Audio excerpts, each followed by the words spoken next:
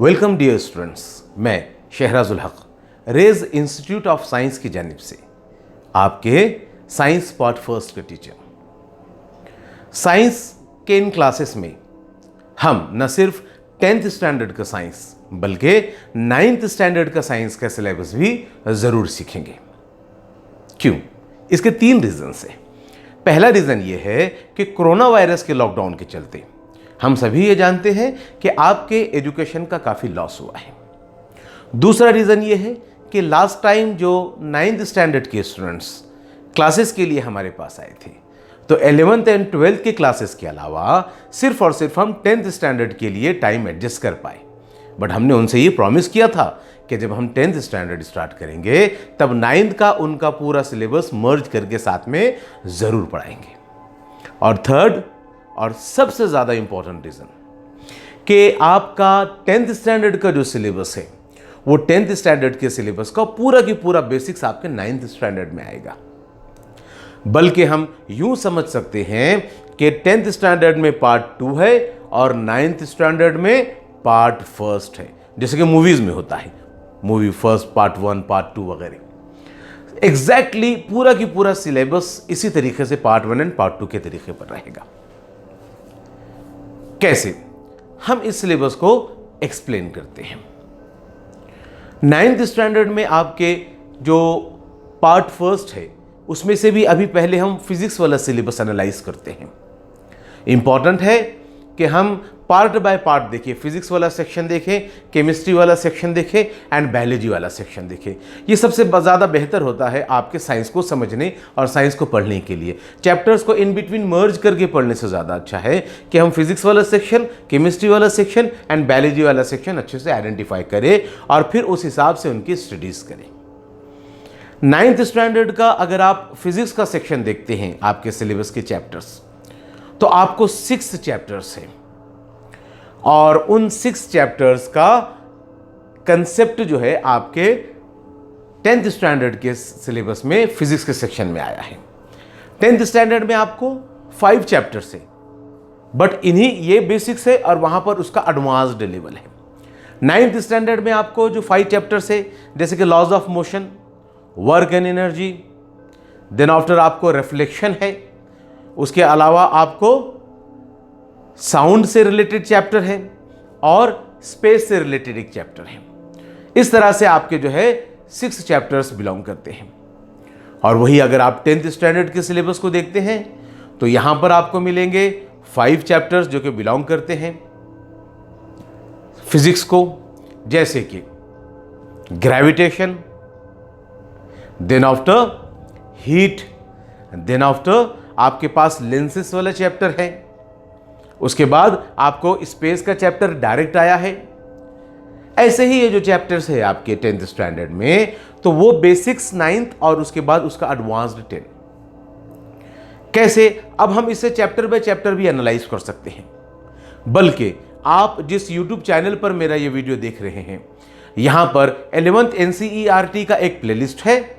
उसमें अगर आप फिजिक्स सिलेबस एनालिसिस करके एक टाइटल वाला वीडियो है, उसको अगर देखोगे तो वहां पर हमने बतलाया है कि कैसे 9th एंड 10th का सिलेबस आपके 11th एंड 12th के सिलेबस को भी बिलोंग करता है।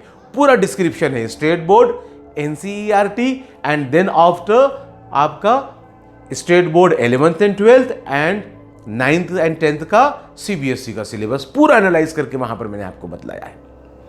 चैप्टर बाय चैप्टर अगर हम देखते हैं तो 9th स्टैंडर्ड का आपका जो लॉज ऑफ मोशन चैप्टर है वो बेसिक है और उसी बेसिक को कवर करने के बाद जो है हम बड़ी आसानी से 10th स्टैंडर्ड का ग्रेविटेशन ये चैप्टर सीख सकते हैं। कैसे? एक छोटा सा एग्जांपल मैं आपको देता हूं। आपने लॉज ऑफ मोशन में 9th स्टैंडर्ड में देखा होगा न्यूटन के 3 लॉ ऑफ मोशन, जिसमें से थर्ड क्या है हमारा? Action reaction pair, action reaction pair. तो ग्रेविटेशन फोर्स में आप क्या देखते हैं?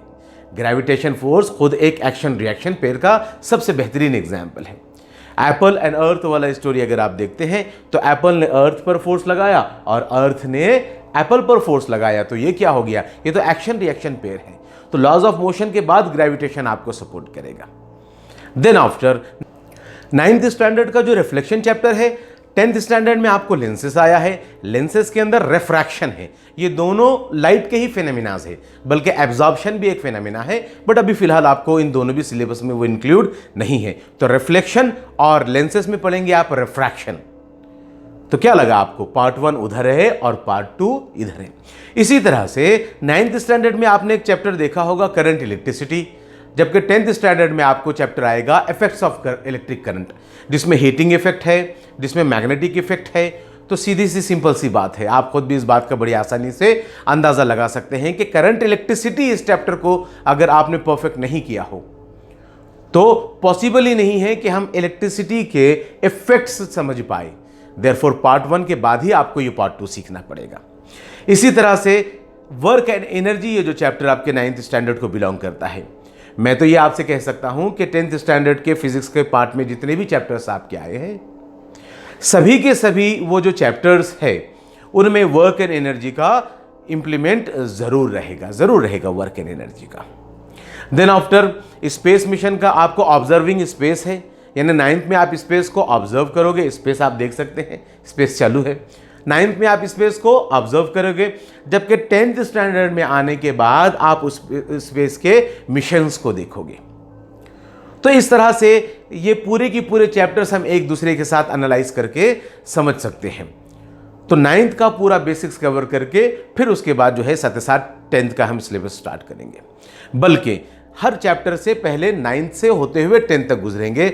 और आपको समझ में भी नहीं आएगा कि कब हम 9th में थे और कब 10th में थे, आपको लगेगा कि ये तो एक ही सिलेबस चालू है, ये तो पूरा की पूरा एक ही चैप्टर चालू है। इस तरीके से इतना जो है एकदम फ्लुएंसी में आ जाएगा आपका सिलेबस। अब टीचिंग का हमारा मेथड क्या रहेगा, तो फिलहाल तो लॉकडाउन के चलते हम आपको जो है लाइव वीडियो लेक्चर्स, कुछ तो मैं आपको डेमो के लिए यहाँ पर रिकॉर्ड करके सेंड कर दूंगा, बट बाद में हम क्या करेंगे, लाइव लेक्चर्स यहाँ पर लेंगे। और जैसे ही कोई मौका मिलता है, जैसे ही कोई परमिशन मिलती है, कुछ मिनिमम स्टूडेंट्स की भी अगर परमिशन मिलती है, तब हम जो है एरिया वाइज, क्योंकि लास्ट टाइम भी आपको आपके सीनियर्स से अगर डिस्कशन होगा तो उनसे आप देख सकते हैं कि हमने 3 एरियाज़ में अलग अलग जो है आपके 10th स्टैंडर्ड के स्टूडेंट्स के लिए बैचेस रखे थे कन्वीनियंसी के लिए। तो उस टाइप से मिनिमम स्टूडेंट्स की भी अगर रिक्वायरमेंट अगर जो है होती है तो हम उस तरीके से भी आपको जो है एडजस्ट करेंगे।